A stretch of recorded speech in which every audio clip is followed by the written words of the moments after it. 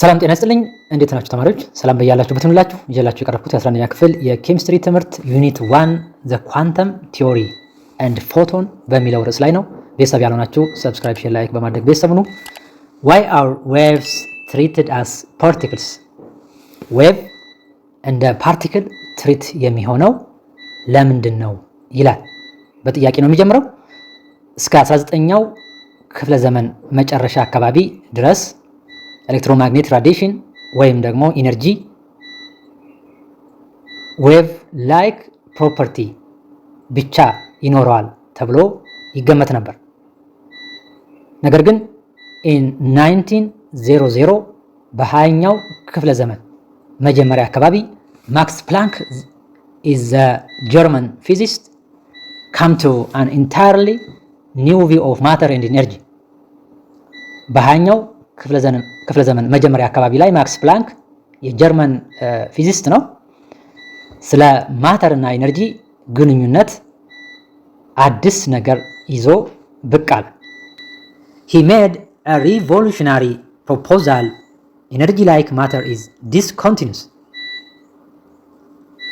ማክስ ፕላንክ ከሞቁ አካላት የሚፈልቀውን ኤሌክትሮማግኔቲክ ራዲዬሽን ጉልበት በማጥናት በጥናቱም ላይ በመመስረት ኳንተም ቲዮሪን አቀረበ። ይህ ኳንተም ቲዮሪ ኢነርጂ ላይክ ማተር ኢነርጂ ፓርቲክል ኔቸር ፕሮፐርቲ እንዳለው አሳይቷል። ኢነርጂ ማስ እንዳለው አሳይቷል ማለት ነው በዚህ ኤክስፐሪመንት። ስለዚህ ይሄ ኢነርጂ ግን ዲስኮንቲኒዩስ ነው ይላል። አኮርዲንግ ቱ ፕላንክ አተምስ ኤንድ ሞለኪውልስ could emit or absorb energy only in discrete quantities like small packages or bundles. Each of these small packets of energy is called quantum. በዚህ ቲዮሪ መሰረት አንድ አካል ጉልበት የሚወስደው ወይም አብዞርቭ ማድረግ ማለት ነው፣ መውሰድ ማለት ሆነ የሚያወጣው ወይም ደግሞ የሚሰጠው ኢሚት ማለት ነው። ወጥ በሆነ መልክ ሳይሆን ወጥ በሆነ መልክ አይደለም ማለት ዲስኮንቲኒዩስ ነው ማለት ነው፣ ወይም ዲስክሬት ኳንቲ ነው ማለት ነው። ወጥ አይደለም ማለት የትንንሽ ቋጠሮዎች ወይም ፓኬቶች የኢንቲጀር ብዜት ነው። ኢንቲጀር ብዜት ነው ማለት ፕሪንሲፓል ኳንተም ነምበር ኢንቲጀር ስታርቲንግ ፍሮም 1 to 3 ማለት ነው። የኢንቲጀር ብዜት ነው ይላል። እነዚህ ትንንሽ ፓኬቶች እነዚህ ትንንሽ የኢነርጂ ፓኬቶች ኳንታ ኦር ኳንተም ተብለው ይጠራሉ ይላል። the energy of quantum is proportional to the frequency of the radiation. ስለዚህ የዚህ የኳንተም ኢነርጂ ከፍሪኩዌንሲ ኦፍ ራዲዬሽን ጋር ዳይሬክትሊ ፕሮፖርሽናል ነው። ኢነርጂ ሲጨምር ፍሪኩዌንሲ ይጨምራል ማለት ነው። ያ ማለት ደግሞ ኢነርጂ ኦፍ ኳንተም is given by E which is equal to n integer principal quantum number starting from 1 to 3 ይቀጥላል times Planck's constant times frequency።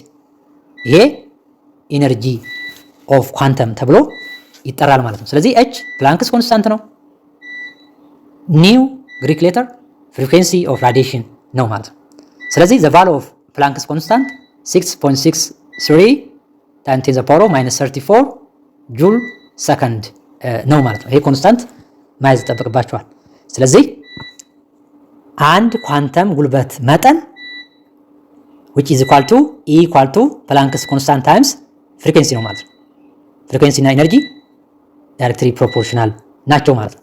from this equation E which is equal to Planck's constant times speed of light over wavelength ይሆናል ማለት ነው። ምክንያቱም frequency ማለት speed of light over wavelength ስለሆነ ማለት ነው።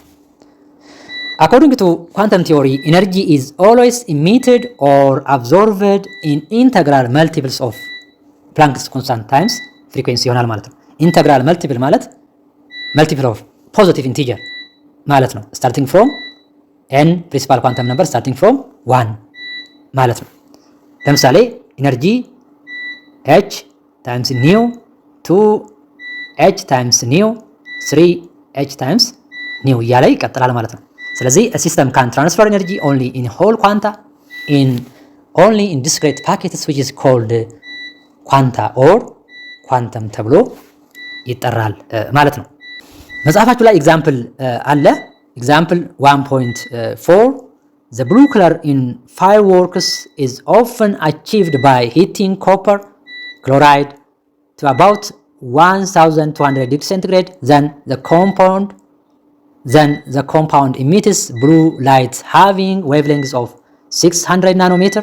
What is the increment energy or the quantum that is emitted at 600 nanometer by copper chloride? ይህን ኤግዛምፕል መስራት ይቻላል። መጀመሪያ ጊቭን ማውጣት ትችላላችሁ። ኢነርጂ ኦፍ ኳንታ ኦር ኳንተም ነው ፈልጉ የተባላችሁ። ኢነርጂ ኦፍ ኳንተም which is equal to ፕላንክስ ኮንስታንት ታይምስ ፍሪኩዌንሲ ነው። ስለዚህ ፍሪኩዌንሲን ከዌቭሌንግዝ ማግኘት ይቻላል by using speed of light። ከዛ በኋላ ካልኩሌት አድርገን ማግኘት እንችላለን ማለት ነው። ጊቭን ስናወጣ ዌቭሌንግዝ which is equal to 600 ናኖሜትር 600 ናኖሜትር ናኖ ማለት 10 to the power of -9 ነው። ስለዚህ ታይምስ 10 to the power of -9 ትላላችሁ which is equal to 6.0 times 10 to the power of -7 ሜትር ይሆናል ማለት ነው። so speed of light 3 times 10 to the power of 8 ሜትር per second ነው። ኢነርጂ ኦፍ ፎቶን how much ብለን ካልኩሌት ማድረግ እንችላለን ማለት ነው። ኢነርጂ ኦፍ ፎቶን which is equal to ፕላንክስ ኮንስታንት ታይምስ ፍሪኩዌንሲን ከዌቭሌንግዝ ማግኘት እንችላለን። ፍሪኩዌንሲ which is equal to speed of light over wavelength ላምዳ ይሆናል ማለት ነው። 3 times 10 to the power of 8 ሜትር per second over 6.0 times 10 to the power of -7 ሜትር። ይሄንን ካልኩሌት ስናደርግ 0.5 times 10 to the power of 15 per second ፍሪኩዌንሲ ይመጣል። ከዛ በኋላ ኢነርጂ which is equal to ፕላንክስ ኮንስታንት ታይምስ ፍሪኩዌንሲ ቀጥታ ተከተን መስራት ነው። 6.6 3 times 10 to the power of -34 ጁል ሰከንድ ታይምስ 0.5 times 10 to the power of 15 per second። የመጨረሻው ኢነርጂ ኦፍ ፎቶን ስንት ይሆናል? 3.32 times 10 to the power of -19 ጁል መልስ ይሆናል ማለት ነው። ይህንን እናንተ መለማመድ ትችላላችሁ። የዛሬውን ትምህርት በዚሁ ጨርሻለሁ። ለሚቀጥለው በሌላ ትምህርት እስከምንገናኝ ድረስ ቸር ሰንብቱ። አመሰግናለሁ።